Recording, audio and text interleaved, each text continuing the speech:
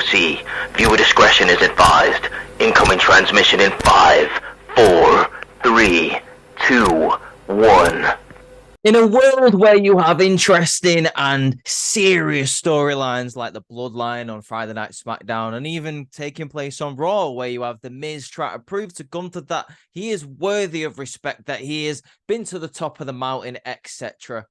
You also have crazy storylines like mafia bosses getting beaten up outside of restaurants while they're collecting taxes, and universities owing debts to said mafia bosses, and Von Wagner eating pasta at his manager's house, also known as NXT. Guys, welcome back to NXT. This is your NXT review of the week. Outcasted OC in the house. My name is Reese, as you know. God, this is just the best show on TV, right? I love NXT so much. It's just amazing. It is just absolutely amazing. Before we get into the video, I just wanted to ask you, if you enjoyed the video today, please leave it a like and subscribe to the channel and stay tuned for more videos coming out this week. But let's get straight into an actual more serious side of NXT. We have got a Heritage Cup match. We have got Alpha Academy's Chad Gable taking on the champion Noam Dar. I love this match. Really good. Maybe the best Heritage Cup match that I've seen in a long time. Round one, feeling each other out. Just the process of, getting to know each other to see, like, what the weaknesses are, like, what the strengths are. No one wants to make a mistake early in the rounds, do they? And it's pretty much the same with round two. Feeling each other out once again. A little bit more fast-paced, but relatively the same until something happens in round two. And it's where Gable tries to get Noam Dar into the corner. But as he does, Aramenta takes a cheap shot without the referee seeing. Noam Dar is able to hit the rolling Nova for the 1-2-3. Noam Dar is 1 point ahead in round two of the Heritage Cup match. But let's talk about the amazing round three, which is just adverts. God, I hate when this happens. I feel like I say it every single week. When it's split screen, but like it's just adverts. Like nothing really happens because obviously the commercial break is going on, so they don't really want to do anything. So we're not going to talk about round three. Round three is literally just nothing really. As we get into round four, though, like straight away, flying headbutt Chad Gable off of the top rope. It looks amazing because Noam Dar is on the other side of the ring, so he doesn't have to get some distance on him here. Chad Gable. I love Chad Gable in these types of matches, and I really think he needs more of these types of matches, especially if it was the Heritage Cup winner, because he is designed for this. Obviously, he's an Olympic athlete. He has the stamina. He has the wrestling capabilities to make it last for a long time. So Chad Gable looked really good in this match.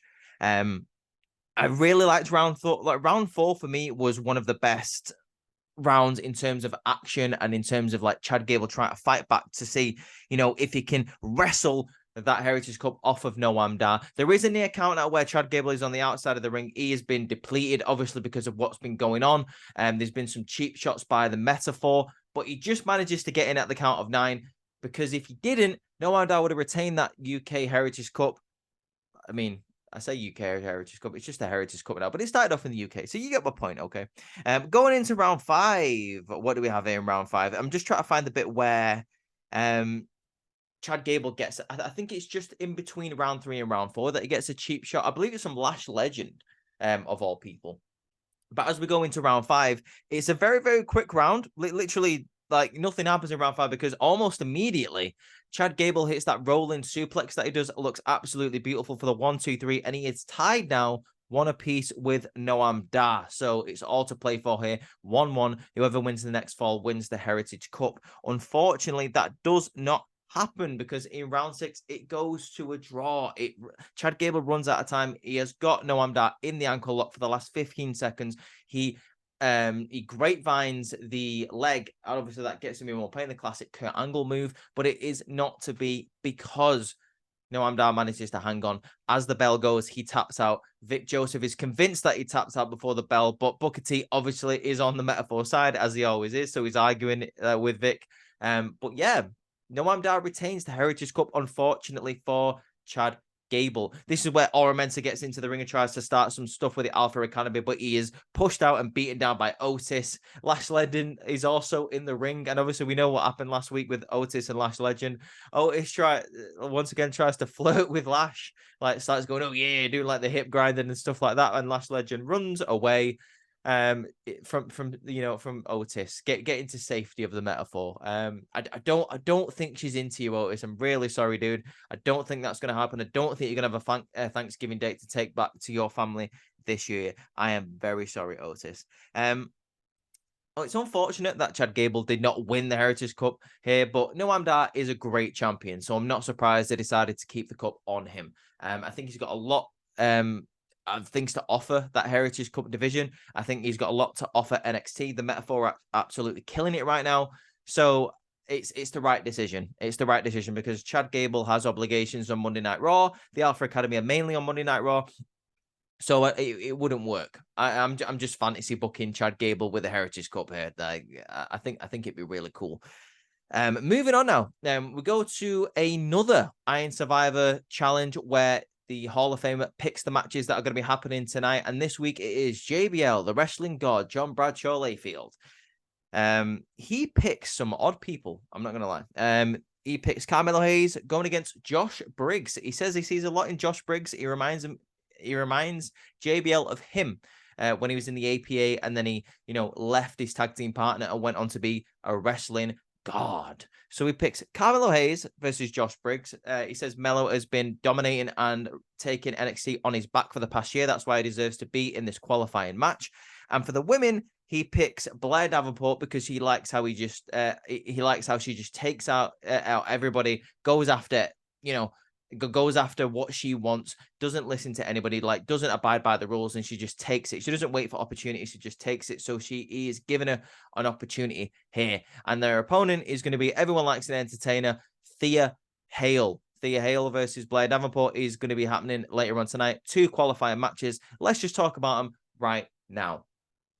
Backstage, before the Carmelo Hayes versus Josh Briggs match, he knows that Brooks Jensen and Fallon Henley are going to be out there for Josh Briggs. So Trick Williams offers Melo to go out with him and have his back. Melo says no, he's got this. He needs to do it by himself because Trick Williams is in the Iron Survivor match. So Melo needs to do it by himself and get there with him. Trick says he understands, and he understands the need to prove himself and go out there and do it by himself. So he lets him. Josh Briggs ends up saying the exact same thing to Fallon Henley and Brooks Jensen. So obviously it's just a one-on-one match here.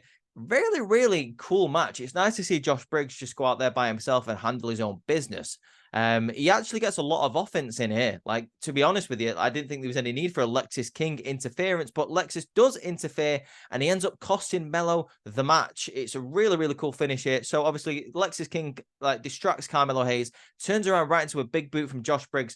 Briggs gets on top of the top rope and hits a moonsault for the 1-2-3. He is in the Iron Survivor Challenge at NXT Deadline. There's a lot of new faces coming into the Iron Survivor Challenge, which is the right thing to do here. It's awesome to see because you need to build new stars with people heading up to the main roster, with people in their own little storylines. After this, they'll be going up to the main roster like a Carmelo Hayes, I'm assuming, for example. So it'll be great to see what happens with these new stars that are going to be in the the Iron Survivor Challenge. Because up to now, you've got Dijak, you have got Trick Williams, and now you've got Josh Briggs in the men's one, which is really cool. That's all I can say about it. It's just cool. And in the women's up to now, you have got Lash legend Tiffany Stratton, and yet to be determined tonight, Blair Davenport versus Thea Hale.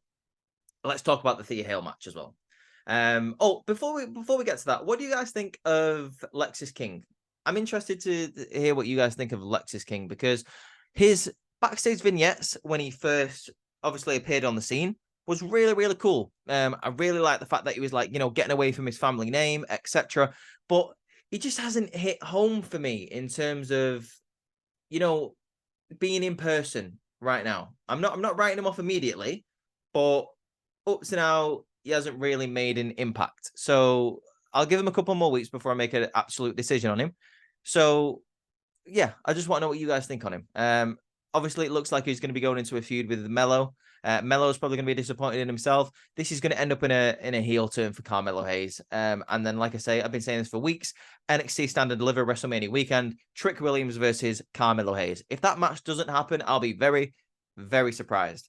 Now let's talk about the Blair Davenport versus Thea Hale match, because for me, nothing nothing really happened in this match. I'm not going to lie to you. I mean, the right person won. Like, Blair Davenport is now in the Iron Survivor Challenge. But apart from that, nothing really happened. You have got the fact that Chase U is not there tonight because there's a scandal going on. We learned that, like, breaking news. We have a little news segment where Andre Chase is still in a scandal with the D'Angelo family. And we have got a point here where Thea Hale is a little bit scared because obviously Andre Chase, although they've had the differences, is always in the corner of Thea Hale when she has big opportunities. But JC Jane says to her, don't worry about it because I will be there for you.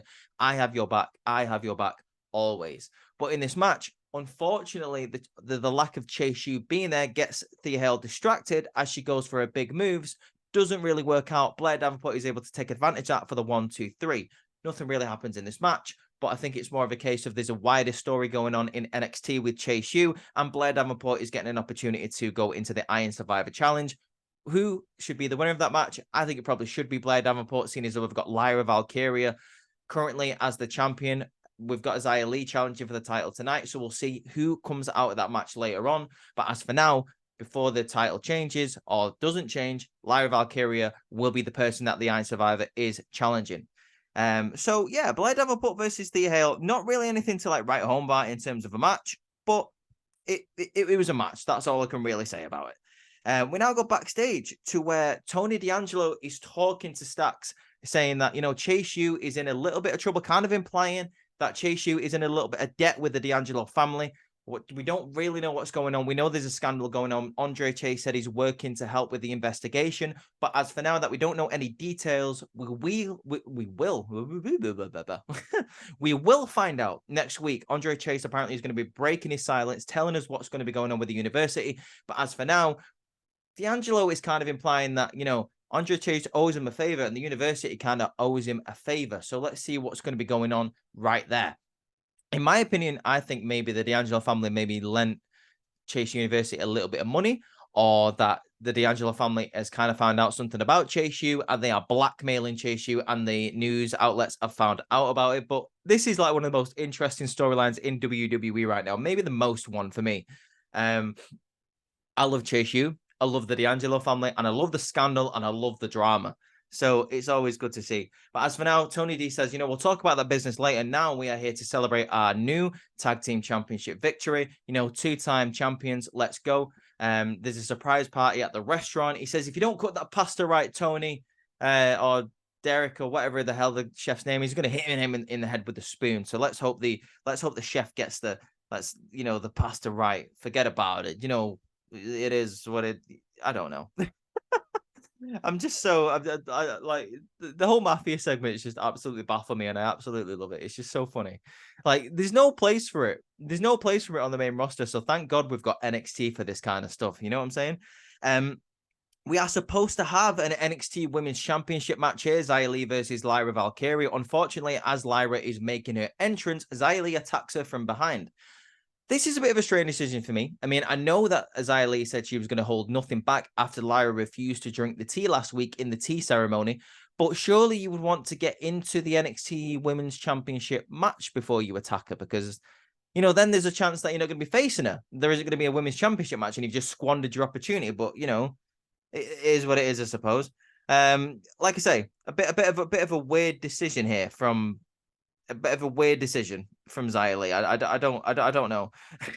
So instead of the Women's Championship match here, we have an impromptu tag team match, which was supposed to happen later on in the night, but we're going to be getting it tonight because, sorry, we're going to be getting it right now because obviously LYRA Valkyria has been sent to the trainer's room. We don't know if she's going to be healthy enough to defend her Women's Championship. So now we got a tag team match between Malik Blade and Idris Enofe versus the cousins of Angel Garza and Humberto Carrillo. Humberto and Angel Garza, for me, kind of like spinning the wheels a little bit on NXT, but this was a match to really get him back on track, and I think it helped him in a big way. Not to take anything away from Idris and Malik, they had a really good match here. Like, I have a feeling in a couple of months, if they don't do this, I'll be disappointed. But I have a feeling in a couple of months, those guys are going to start to get pushed, because even though they don't really get anything on the NXT TV lately, the fans still quite like him. The fans still cheer for him, especially Idris. Like, they get behind him when he gets in the tag. So, you know, not really a big match for Malik and Idris here, but it's a step in the right direction for both tag teams. They're both getting TV time. Bit of a nothing match here, but at least Angel Garza and Humberto Carrillo got the stuff in. There's a cool moment here where I believe it's Idris Enofa. He goes for a 450. He has to adjust it in midair because I believe it's Angel Garza rolls out the way at the last minute. So he rolls through, and then Angel Garza does this really amazing, it's like a deadlift powerbomb. Deadlift powerbomb into the Cousins finishing moves for the 1, 2, 3. Now Humberto and Angel are apparently focused on the tag team championships. They call them out into the camera. They say, Tony and Stacks, we're coming for those tag team championships. So it's gonna be really cool to see that match. I think it's gonna be happening at Deadline. Like I say, this was a big step in the right direction for Humberto and Angel. For me, I think Angel should be by himself. He's been heralded as this generation's Eddie Guerrero. So I'm not saying Humberto Carrillo is holding him back, but I am saying that Angel Garza could be doing better stuff by himself. But as long as they're both getting opportunities, as long as they're both in big matches, because they're great talent, and they weren't getting the opportunities on the main roster, Angel and Humberto, I'm fine with it. I'm fine with it. I'm fine with the tag team championship match at Deadline. We have talked about the Briggs match. Let's have a look. Yeah, we have talked about it. I'm just catching up on my notes here, guys. Yeah, Briggs with a huge boot hit. Like this is what I'm saying. Just to go back to this match for a moment. Josh Briggs really brought out some new moves here that we don't usually see him do, or we rarely see him do when he's in a tag team. So is this a sign that maybe they're going to start pushing him as a single star? He's in the Iron Survivor Challenge by himself, so I don't know what's going to be going on with Brooks Jensen. I mean, hopefully he doesn't just leave him in the rearview mirror. But yeah, like the moonsault was really impressive.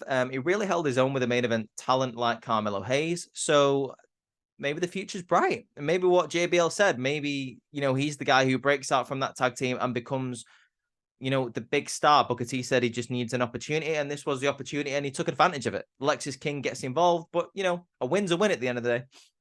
We now go backstage to where Lyra Valkyria says she's fine. She's okay to defend her championship later tonight against XIA LI. And even if she was at 10%, she doesn't need to be fully, in great health to defend her women's championship. Even if she was at 10%, she would still defend her women's championship. There is no way that XIA LI is leaving tonight with the NXT Women's Championship. What else do we know? Oh my God, right, okay. This is the best segment of the year. This is the best segment, not just in NXT, not just in Raw, SmackDown, of the year. Von Wagner shows up for dinner at Robert Stone's house. He walks in. He says, I brought dessert. I brought brownies. But I've ate some of them on the way. Some of them are gone. Robert Stone's like, oh, okay. Von Wagner says, do I look great? This is the best tank top I've wore. I've wore the best tank top for dinner. I wanted to look my best. Robert Stone's hot wife walks in and says hello to Von Wagner. Von Wagner's like, hey, what's going on? We transfer a little bit further on here to where Von Wagner is eating his favorite pasta. Robert Stone's wife has made his favorite pasta here with the sausages, no asparagus because asparagus sucks. And obviously Robert Stone's kids are there and like, yeah, asparagus sucks, guys. Asparagus sucks. And Robert's like, whoa, Von, kids have to eat the vegetables. And Von's like, oh, yeah, my bad, Stone, my bad, Stone. So they're eating, they're just eating. And the kids start staring at Von Wagner's scars. And Robert Stone says, kids, it's impolite to stare. And Von says, no, it's fine. It's fine. Your dad taught me that it's okay to be okay with what happened to me. The kids then start talking about how some older kids are bullying them at school, and Von Wagner goes, who are those people? Who are those kids? Do you need me to take care of them? Let's beat them up. Let's smash them up. And Robert Stone says, no, we teach the kids not to fight, Von. That's not the way we're going to be handling this. And Von says, oh, right, okay. And as Robert Stone's wife and as Robert goes out, to get the dessert, Von Wagner goes, tell me those kids' names. Give me the names and I'll help you out. Guys, this is the most ridiculous, greatest pairing in WWE history. I don't care. I don't care. The best segment of the year. Like Robert Stone Von Wagner is so funny. Von Wagner is just, God, his acting is awful. It's awful, but it's amazing at the same time. You've got a guy who just puts people through tables and then he just goes and eats sausages with pasta. It's just, oh God, it's just so good. It's so good. I can't explain to you how much I enjoy Von Wagner in NXT. It's just great. Just give me like loads and loads of segments of Von Wagner. Please do that. I would love it. Speaking of segments, though, something that I don't want to see every week. Wes Lee is talking about how he wants the North American Championship, not just because Dominic Mysterio has it, not just because Dominic Mysterio is a lower human being, but when he had the North American Championship, he felt accepted by the people in the audience, by the people backstage, and he wants that North American Championship back. Dominic Mysterio comes out and says, if you really want the North American Championship back, then you're going to have to, really prove yourself. You're going to have to prove to me that you deserve to have the North American Championship because you've been away for a month. You've been away for a month. You lost to Ilya Dragunov. You lost to Baron Corbin when you came back. Why do you deserve a North American Championship? So next week, you're going to have to challenge in a fatal four-way match to become the number one contender for the North American Championship. We find out later on in the night. I'm not going to lie. One of those people, I can't remember who's in the match, but the other two people, it's a fatal four-way, Johnny Gargano, Bronson Reed, Wes Lee, and oh my God, who is the other person? It's like all former, there it is, all former North American champions. Cameron Grimes, that's who it is. It's kind of sad to forget that Cameron Grimes was a former North American champion. Like, just because he's doing absolutely nothing on the main roster at the moment, and all the great stuff that he used to do in NXT, it is a fall from grace, I'm telling you right now. And it's nothing to do with him whatsoever. Cameron Grimes is amazing with whatever he does in NXT. So it's a true shame that he hasn't really had the opportunity to do anything on the main roster. And just to think that he's had a North American Championship run, back when he was feuding with LA Knight as well for the $1 Million Championship, back when we had that cryptocurrency, thing. They've stripped like pretty much all the character away from Cameron Grimes. And now he's just a shell of a person who he once was on the main roster. But yeah, going back to this, Wes Lee is probably going to be winning this match. I don't know if he's going to be winning the North American Championship back off Dominic Mysterio. As Wes Lee said, the Judgment Day are really holding all the gold heading into War Games. And he said he felt like it was him who really started it when he lost the North American Championship. Like, whatever, dude. Rhea Ripley already had the Women's World title before that even happened, so get over it. Wes Lee, just go up to the main roster for God's sake. You don't even need to be on NXT anymore. Why are you even here? But anyway, let's move on because I don't care about this segment. Like, I care about the match next week because it's going to be great, and the match between him and Dominic at Deadline is probably going to be great as well. But I just don't want Wes Lee to win the NXT North American Championship. I just don't want that to happen. We now go backstage to Tiffany Stratton saying it feels good to be a winner. And I'll see you at NXT Deadline. And she's saying that to Josh Briggs. Fallon Henley and Brooks Jensen walk up and goes, what did Tiffany Stratton want? And Josh Briggs says nothing really. Like, she was just saying good luck and stuff. Like this was a strange segment because obviously we had the storyline a couple of months ago where Kiana James was dealing with these three guys. So we know that Kiana James is on the side of Tiffany Stratton. So is Kiana James kind of pulling the strings backstage here? Like, is her and Tiffany Stratton working together? Who knows? Like that's like an interesting little, shot at like what's going on there. Like, I don't know. I don't even really know what to say about this segment, to be honest with you. But I do know what to say about the next segment, because it was fantastic. We had a little vignette here from Baron Corbin where he's talking about Ilya Dragunov, saying that the only person that can defeat the dragon is the dragon. And he says, Ilya Dragunov, you don't really have anything in the United States. You don't have anything in the United States at all. Like, you come to the United States and you have to leave your family on the other side of the world. You have to leave your family to come here and compete every week, just to go back to an empty apartment where you talk to nobody and you have to just, communicate with them on screen. Unlike me, Baron Corbin says, unlike me, everything that I've got here is in the US. I actually kiss my wife and kids every single morning and every single night before bed. I have my family there. I have wealth. I have money. I have fame. I have everything here. You have absolutely nothing. And once I, did a little bit of digging to see what was going on with the, what was going on in NXT and what was going on with the Dragon, I realized that you were right. Like, you know, it wasn't hard to find that weakness. And the only person that can defeat the dragon is the dragon. And because you have nothing, because you're stretching yourself so thin, Ilya Dragunov, that is going to be your downfall at NXT Deadline. I thought this was a fantastic vignette from Baron Corbin. Really, really, really cool segment here because he brings up a good point. Ilya Dragunov, like, obviously all of his family live on the other side of the world. He doesn't get to see him. The only thing that's keeping him in the USA is NXT, is WWE, and is that NXT Championship. And Baron Corbin is going to be trying using that to his advantage to beat him at NXT Deadline. Like I say, I just thought that was a really, really cool, like, I don't know. I don't know. It's like a different angle of, like, you know, attacking Ilya Dragunov. You're attacking like his stamina, like his life stamina, basically. Like, you're attacking him as, like, you know, a man. Like, you're going, like, you know, you don't have what I have, and that is going to be your downfall at Deadline. I just thought it was a very, very cool way to attack Ilya Dragunov. Like, so well done to Baron Corbin. Please give him more of this stuff when he goes back up to the main roster eventually. God damn it. Like, let him have this character. He says he burnt all the ships that he once was, and 2023 is the year that he found out, like, who he was, and he's going to take what's his. What else do you say about that? Like, it's fantastic. What an amazing promo from Baron Corbin. I'm very impressed by that. Next match, we get a bit of a nothing match here. We get Charlie Dempsey versus Eddie Thorpe. Doesn't really last very long. Eddie Thorpe gets a roll-up victory against Charlie Dempsey, and then Eddie Thorpe gets beaten down after the match. It was a really technical.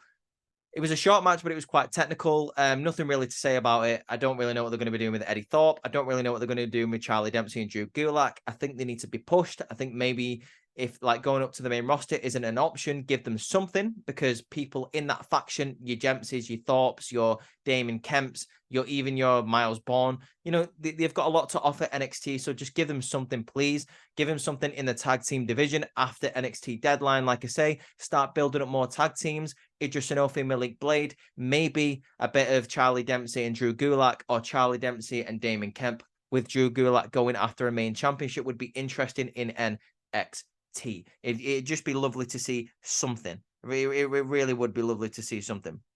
We now go backstage for the final backstage segment of the night. The family are there, still celebrating their NXT Tag Team Championship win. They are collecting taxes in the restaurant. One of the people who are coming with their taxes is a little bit short. But, you know, Tony D lets it go. He says, you know, we'll speak next week, which is, like, quite benevolent of a mafia boss, to be honest with you. So they collect all the taxes and they're about to go outside, and then they are attacked, guys. They're attacked by the cousins, Humberto Carrillo and Angel Garza. Obviously, they know where the restaurant was from a couple of months ago when they had that tag team championship sit down. So they attack them and then run away. Obviously, this is goading the family into the, like, you know, putting their tag team titles on the line at Deadline. And it works because Tony D'Angelo says, you know, you want it, you got it. Obviously, the rest of the Mafia family run out and go, what happened, what happened, what happened? But they're too late. Humberto and Angel have already gotten away. Like, they're getting an NXT Tag Team Championship match at Deadline, and this is what set it up. I just love the backstage segments. This week, I'll say this this much. The matches weren't all to write home about this week on NXT, apart from the Heritage Cup match. But the backstage segments just made this week's NXT for me. Like, the whole Chase U, what's going on there, the whole D'Angelo family tag team celebration, and especially Von Wagner and Robert Stone. Just amazing. We now go to the main event. That doesn't take long to kick off, guys. We have got XIA LI versus Lyra Valkyria for the NXT Women's Championship. And I've got to tell you, I'm a little bit disappointed in this match. I never thought that XIA LI was going to win. Don't get me wrong. But I just thought it was they were given 10 minutes. And it was mainly XIA LI just beating down Lyra Valkyria, which is fine because obviously Lyra is injured. But it wasn't exactly, how do I say this? It wasn't exactly anything to write home about. Again, I'm not saying that just to, you know, like, cover all of my opinions and what's going on, but it wasn't really anything to go, wow, this was amazing, because it really wasn't. It was just a standard match. It could have been for no championship whatsoever, and I wouldn't have noticed, to be honest with you. XIA LI does end up losing this match. Lyra Valkyria ends up pulling out an innovative new move, I believe it is. I don't think I've seen this move before, for the 1, 2, 3. Lyra Valkyria wins this match barely. Obviously, like, she has to fight through the pain to beat XIA Li.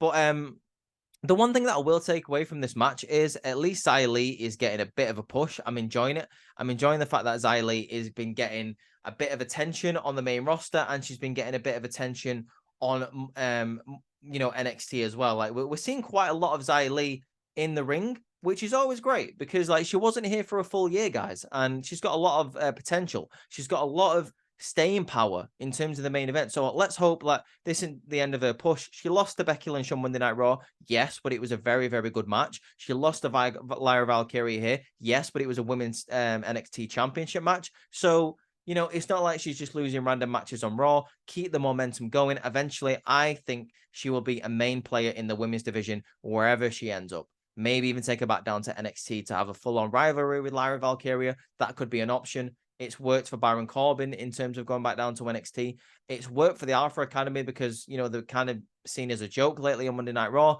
but then do more like serious-ish stuff on NXT. So it can work for her as well. But that's the end of NXT, guys. What did you think of it? Let me know in the comments. What was your favorite match this week? What was your favorite segment this week? Mine is probably the NXT Heritage Cup match in terms of my favorite match.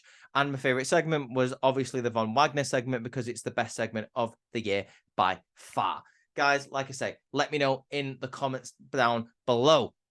We have got an amazing video coming up for you tomorrow. We've got Survivor Series predictions podcast with a special guest of Sienna. Sienna is live on the podcast tomorrow with us. It's going to be an amazing talk. Who is going to be winning the War Games matches? Who is going to be winning the title matches? We shall find out our predictions tomorrow. If you want to check out Raw's review from yesterday, go check out Courtney's review of it. It came out on Tuesday, so like I said yesterday. And stay tuned for the AEW wrap-up on Sunday from Ross, and stay tuned for the SmackDown review on Saturday morning. That is all coming up for you guys. And then we've got War Games Survivor Series, where all of us are going to be live on YouTube, right here on YouTube. So stay tuned for that. But for now, guys, I hope you like this video. Leave a like. Go follow all of us on TikTok, Instagram, X/Twitter at OutcastedOC. Link in the description. But for now, guys, peace out.